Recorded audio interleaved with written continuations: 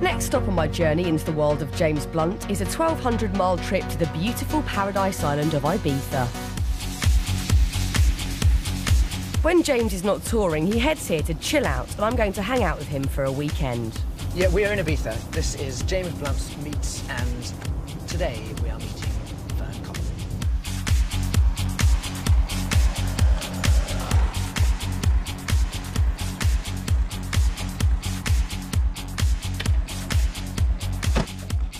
Ah, there he is, Mr. Blunt. So good to see you.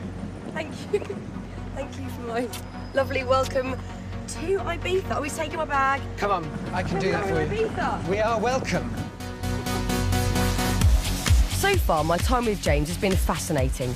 I started out thinking he was a posh boy who takes himself too seriously, but I found a hard-working guy who loves a good laugh. I can't wait to see what he has in store for me on this trip. They have a nightclub. What, in your house? In my house. You will see it. You are going to be amazed. What's it called? Blunty's nightclub. Blunty's nightclub. Blunty's nightclub, where everybody's amazing. beautiful. Oh no, this isn't planned. Rain. Oh God, go away, rain. It's typical that I've brought the rain from London. I have to say, this is not what I was expecting. This is more like an English summer in Bognor. After 20 minutes in the driving rain, it brightens up a little, and we finally turn off the main road. This is my driveway. Wow, I love it, off-road. It's a bit like going into the Batcave. Here we are. Come on in. It's a bit of a construction site still. Oh, this is quite a rustic route in, isn't it? Is this seriously it? Come on in. Is it too late to book into a hotel? I think you'll really love it. Are you okay? Yes, no, I'm coming. Sort of thinking it be a bit different to this. You know, I like to keep it real. Come on in. Wow. Have a look around. This I like is... to call it home. I'm really starting to see a side of James that has never been seen before. The practical joker. I have my awards. Your awards there as well. The Charlie Challenge. The Charlie Challenge. It's more global than you won't know about it in Britain. Right. Who's Charlie? Again, you won't necessarily know who he Won't- is, but I won't get that. It's a big award. I can't help thinking just how long all this must have taken James to organise, from dragging the bed down to very carefully arranging the props. You look really pretty. Thank you.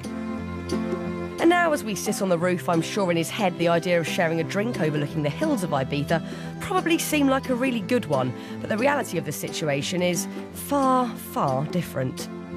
So you've lived here for 7 years? Noel Gallagher sold me the house to begin with. Because I've read several rumours in the paper that he moved away from here because you moved here. I think he moved because I paid him a lot of wonga. And then you moved in? Yeah, because he needed it. Do you play him on your show? I have, yeah. I have played the odd song. Right, Starfucker. That is harsh, and I did not expect that from you. This is called Yerbass. Here, will you hold the glass? Oh. Someone's just a little... I don't think humans are meant to drink that, James. Oh, OK. Well, there we are. Go for your life.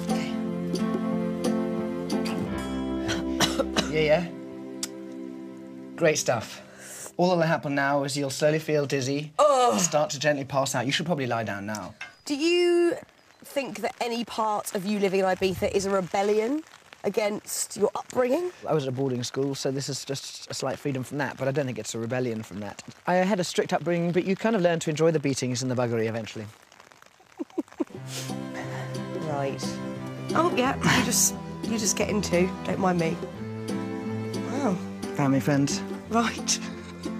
He looks nice. That's Ron Jeremy. He's the porn star. Great. And he's a close... Personal friend of mine. Close friend of yours. OK. And, sorry, so is that the club? I'm next door. Do you want to come and see the club? Oh, well, we might as well. We might as well go and see the club as well. This is the club. Come on in. Hey, guys. How you doing? Welcome to Blunty's. Hi! Hello! Hello there! Hi! James Blunt, is he a big partier? Is he a big clubber, a raver? I think a lot of people would say no. I write very gay music, but I really like to listen to house music and dance music, and I like the club scene. You know what? It's not working out for me. It's just... I'm going to have to stay in a hotel. But thank you. OK. Thank you. It's not what I expected. I thought we had an arrangement. I mean, this is embarrassing, but I can't stay here, OK? OK. Are you feeling anything from that alcohol yet, at all? Do you want another one? No. No. It's now 10 p.m. and it's still pouring with rain, so James and I hit his favourite restaurant in Ibiza town. I just hope that after all the joking around, I can tap into the more serious side of him. Now, what I like, James Blunt, is the fact that you are a bizarre combination. Right. You are half military, half pop star. You went to Sandhurst. Yeah, I did. I slept for a year on the floor beside a bed because they inspected my bed every morning. I spent 3/4 of an hour ironing my bed into place. I slept with the curtains open because I'd folded them and pleated them. Because in the morning in the inspection, it just was too long to do that in the morning. You might as well just leave it there the whole time. So my room was a work of art, and you're kind of treated like a slave. And so it's not much fun.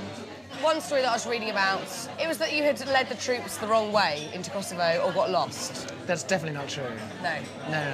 That was a friend of mine. I was the first one to lead 30,000 soldiers up through Kosovo into Pristina airport. The Russians were there with 200 Russians lined up with their guns. They wouldn't let us on, and the only person to get onto the airport was my friend, who turned right instead of left by mistake with 30,000 people all turning left. And he crossed a minefield by mistake and ended up on the in the airport, on the airfield.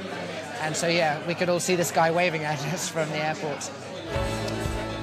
James has had a lot said and written about him being a posh army boy, but when he starts to tell you stories, it dawns on you that the military life is very much part of who he is now. Does a bit of you get frustrated when you've got a lot of negativity chucked at you and you think, wait a minute, I have served my country, I've done 6 years in the army, and people are still throwing that at you? We pay a lot of attention to the negative speakers in Britain, and a lot of the cynicism gets heard, but there are millions more people who are more positive than that, and I know that because I tour there and I meet them. Ibiza is known around the world as the place to come and party, so despite the torrential rain, I couldn't leave without hitting the clubs. A delightful day for clubbing. I think it's the first time I've turned up to a nightclub with an umbrella. Yeah. Come on in, this is Pasha. James's song 1973 was inspired by the most famous nightclub in the world, Pasha, and here I am dancing with the man who penned it. Unfortunately, we're the only ones here. I think the hideous weather has kept the crowds away, but James is determined to find the party and stays on.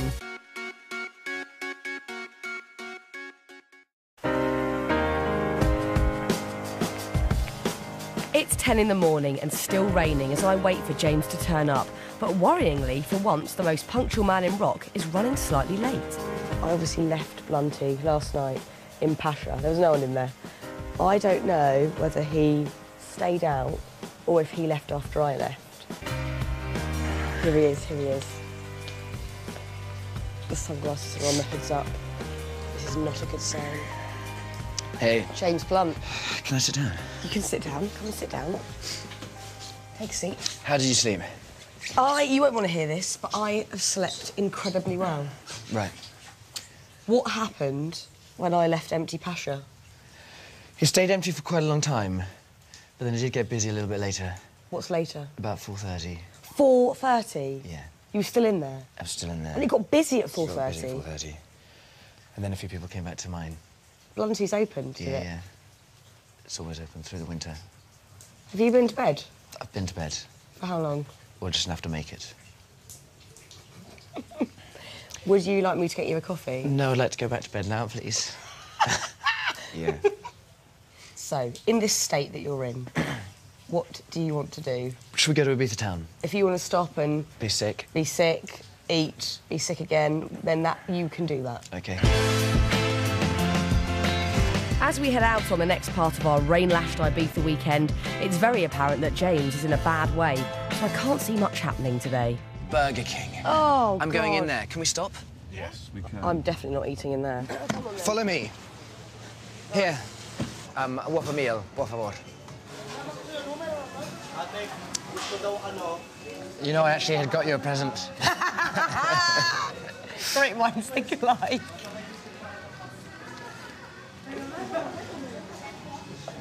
King and Queen of Ibiza. Gracias. This isn't what I was expecting, I'll be honest with you. Sat in a car, in the peeing rain, eating a burger with you. We could go to the beach as well. I know you don't want to go And do what? It might be nice just to see. All right. It's quite romantic in the rain. All right, we'll go to the beach. I've got my bikini, we're all good. Did you really bring a bikini? I did. To Ibiza in winter? Ibiza equals bikini in my head. Right. And they've been out of season. I don't know what I'm expecting, you know. Thank you. And good night.